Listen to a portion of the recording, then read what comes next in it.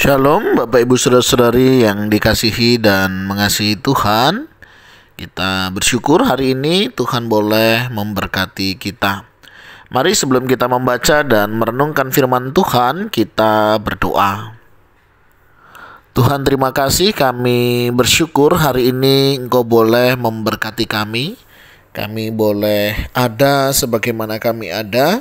Ini semua karena berkat dan kemurahan-Mu. Sebentar kami akan membaca dan merenungkan firman-Mu. Berfirmanlah dan biarlah kami mengerti apa yang menjadi kehendak-Mu di dalam hidup kami. Kami berdoa di dalam nama Tuhan Yesus Kristus. Haleluya. Amin.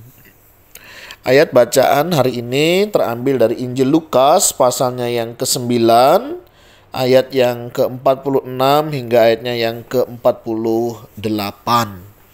Siapa yang terbesar di antara para murid? Maka timbullah pertengkaran di antara murid-murid Yesus tentang siapakah yang terbesar di antara mereka. Tetapi Yesus mengetahui pikiran mereka. Karena itu ia mengambil seorang anak kecil dan menempatkannya di sampingnya dan berkata kepada mereka, "Barang siapa menyambut anak di dalam namaku, ia menyambut aku. Dan barang siapa menyambut aku, ia menyambut dia yang mengutus aku. Karena yang terkecil di antara kamu sekalian, dialah yang terbesar." Amin. Demikianlah firman Tuhan. Mari kita merenungkannya. Bapak Ibu Saudara-saudari yang dikasihi dan mengasihi Tuhan, wajar sih jika seseorang itu ingin dikenal. Ya. Wajar jika seseorang itu ingin kelihatan. Wajar sih jika seseorang itu ingin dilihat oleh orang lain. Sesuatu yang wajar keinginan itu. Karena setiap manusia itu punya kebutuhan akan hal itu. Kebutuhan untuk diakui, kebutuhan untuk diterima, dan ini menjadi kebutuhan dasar seorang manusia. Jadi kalau Bapak Ibu Saudara ingin dikenal ya, ingin diketahui, ingin dilihat, itu sah-sah saja dan itu normal. Yang menjadi tidak normal, yang menjadi tidak baik adalah ketika keinginan itu menjadi bagian di dalam diri yang harus ya. Jadi saya itu harus dikenal, karena kalau saya tidak terkenal, saya nilai diri saya jadi rendah, misalnya seperti itu ya. Atau kalau orang tidak tahu apa yang saya kerjakan, seolah-olah hidup saya ini menjadi tidak berarti begitu ya. Karena apa? Menempatkan nilai dirinya pada hal-hal yang demikian. Nah, sehingga hal-hal demikian Bapak Ibu Saudara bisa mempengaruhi cara kita mengerjakan.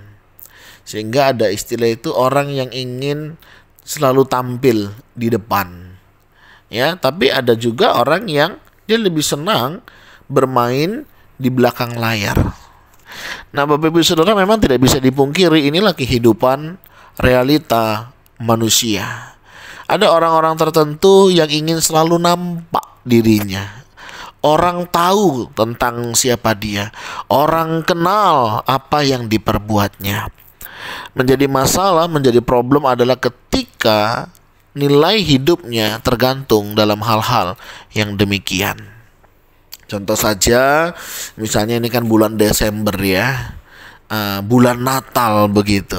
Biasanya setiap gereja akan membuat perayaan Natal ya, kegiatan Natal bersama.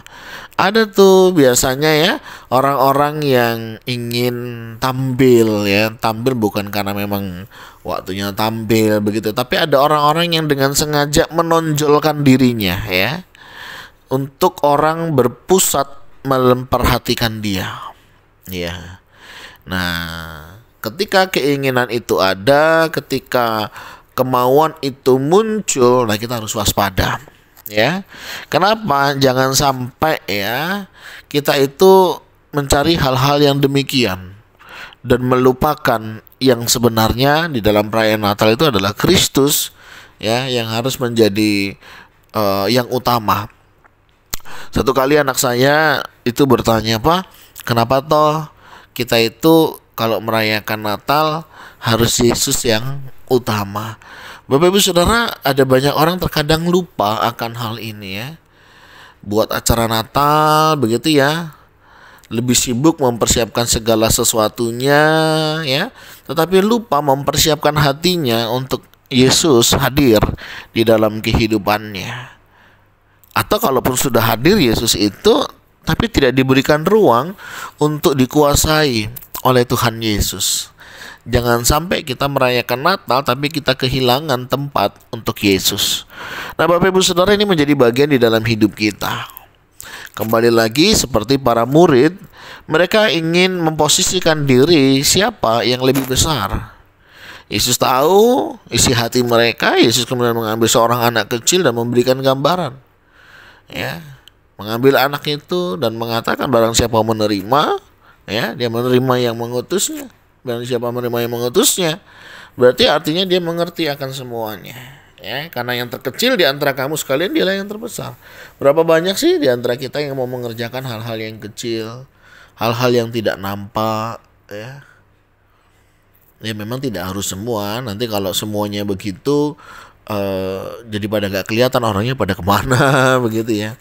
Tapi yang mau saya katakan, Bapak Ibu Saudara, jangan sampai apapun posisi kita, apapun jabatan kita, apapun bagian kita di dalam sebuah pekerjaan, apakah itu pekerjaan atau pelayanan, hindarkanlah keinginan-keinginan merasa yang paling penting, merasa yang paling dibutuhkan. Wah, ini kalau nggak ada saya nggak jalan ini. Wah, kalau nggak ada saya nggak bisa ini. Siapa kita? Tuhan bisa kok pakai banyak orang. Dan kalaupun Tuhan pakai kita, itu karena Tuhan mau beracara di dalam hidup kita.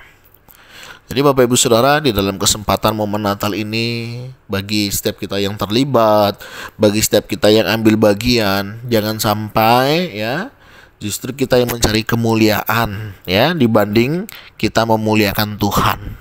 Hati-hati. Kita sudah bermaksud baik, mengerjakan sesuatu yang baik, tapi kalau ujung-ujungnya ya untuk sebuah penerimaan, untuk sebuah pengakuan, harus hati-hati ya. Lebih baik ya kita belajar untuk mengerjakan segala sesuatunya itu ya untuk kemuliaan Tuhan lah. Kalaupun Tuhan pakai saya, yaitu karena kemurahannya.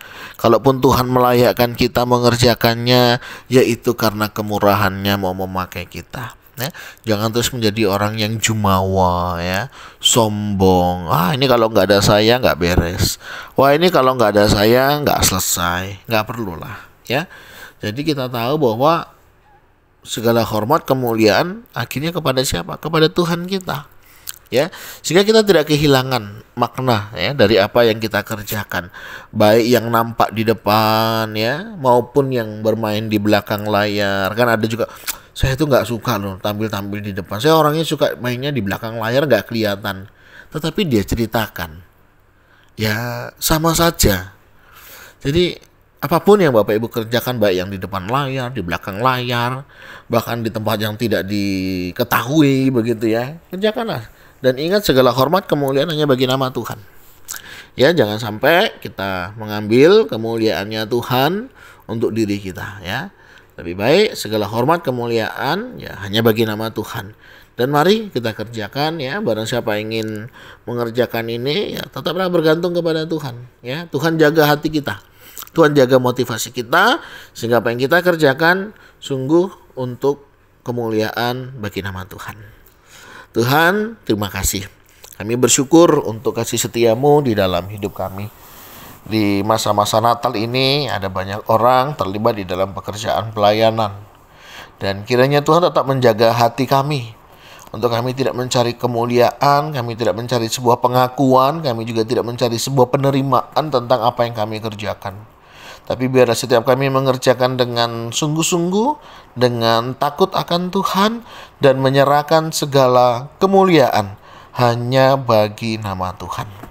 Jaga hati kami, sehingga apa yang kami kerjakan boleh tetap memuliakan nama Tuhan. Terima kasih untuk kasih setiamu. Berkati untuk perayaan Natal. Biarlah Tuhan juga menyertai setiap jemaat, menyertai setiap kami yang terlibat di dalamnya, untuk kami bisa mengerjakan apa yang menjadi bagian kami dengan baik. Berkati untuk semua pengisi acara, semua para pelayan, jemaat yang akan hadir, sehingga mereka juga boleh menikmati segala kemuliaan yang datangnya daripada Tuhan saja. Jaga hati dan pikiran kami, dan biarlah senantiasa hidup kami memuliakan nama Tuhan. Ini doa seru kami ya Tuhan, yang kami naikkan di dalam nama Tuhan Yesus Kristus. Haleluya. Amin. Bapak Ibu Saudara, demikianlah renungan kita hari ini. Kiranya Tuhan Yesus memberkati kita sekalian. Shalom.